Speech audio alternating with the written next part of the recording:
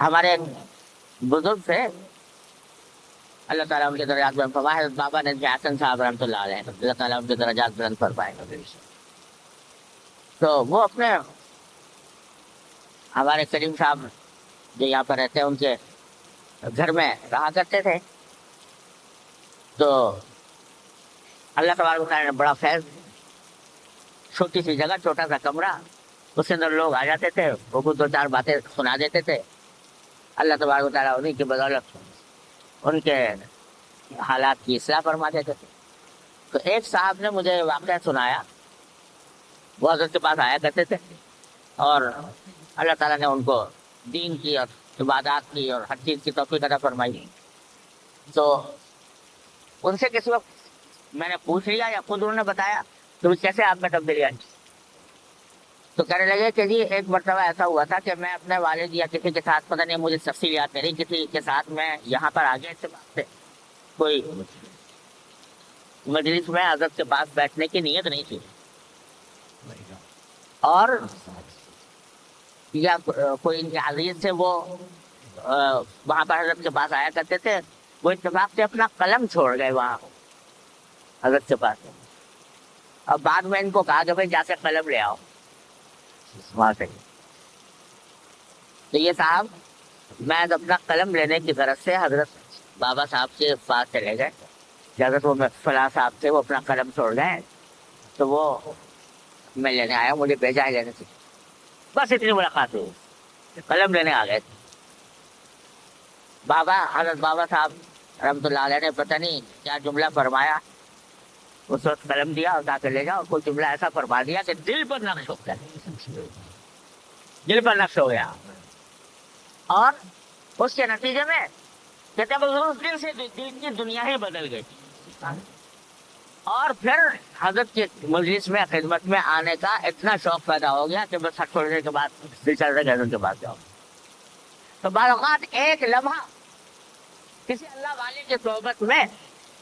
نصیب ہو جاتا ہے کہ وہ انسان کی کائنات بدل دیتا ہے۔ کسی فارسی شاعر کا شعر ہے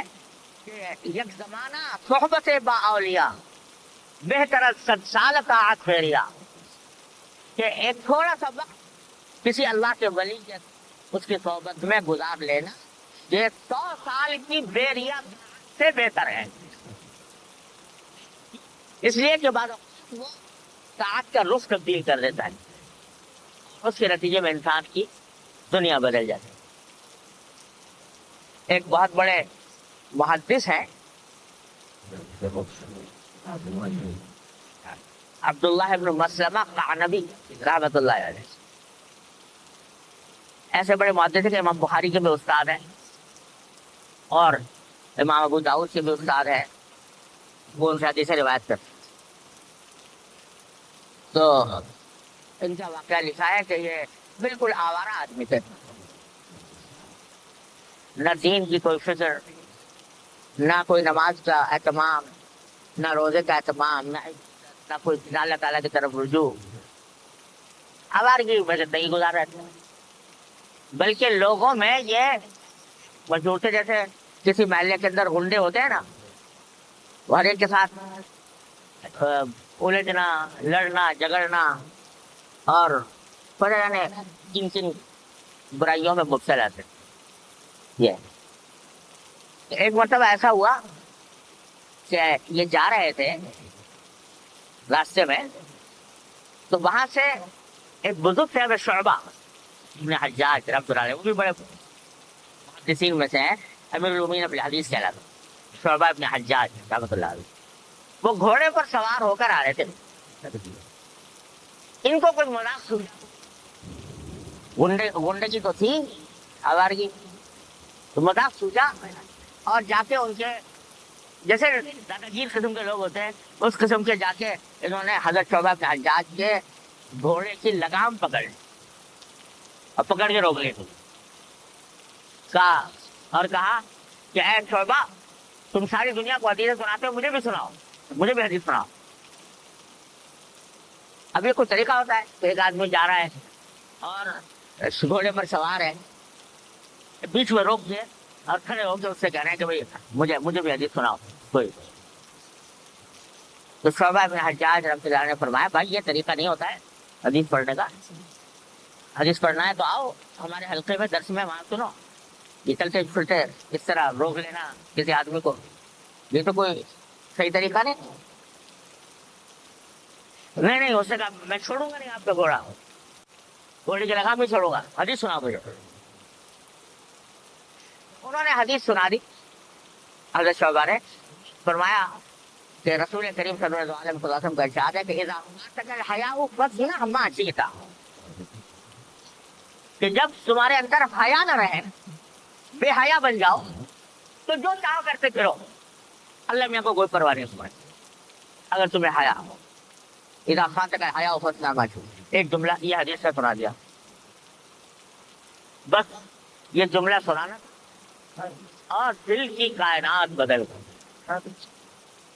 کہتے ہیں اسی وقت ہزاروں قطار رونا شروع کیا اور کہا کہ مجھے خدا کے لیے معاف کر دیجیے, میں نے بڑی سخت غلطی کی, بڑی آپ کے ساتھ گستاخی کی, بڑے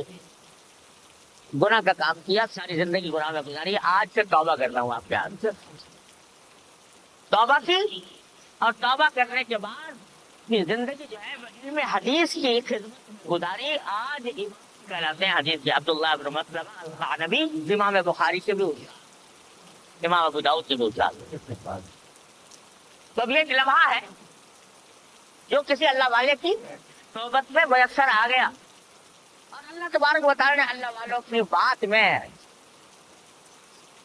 تاثیر ایسی رکھ دیتے ہیں کہ کوئی ایک جملہ اثر کر جاتا ہے, صرف ایک منہ سے نکلا ہوا وہ اثر کر جاتا ہے اور اس سے انسانوں کی کائنات بدل جاتی ہے. اس واسطے فرمایا کہ لا عشق چلیت ہو, ان کے ساتھ بیٹھنے والا کبھی نامراد نہیں ہوگا, نامراد نہیں ہوگا. لہذا صحبت اللہ تبارک و تعالیٰ کی محبت, اللہ تبارک و تعالیٰ کی اپنی زندگی کی درستگی, اسلام سب سے مؤثر اور سب سے آسان راستہ یہ ہے کہ آدمی صحبت اللہ والوں کی اختیار کرے.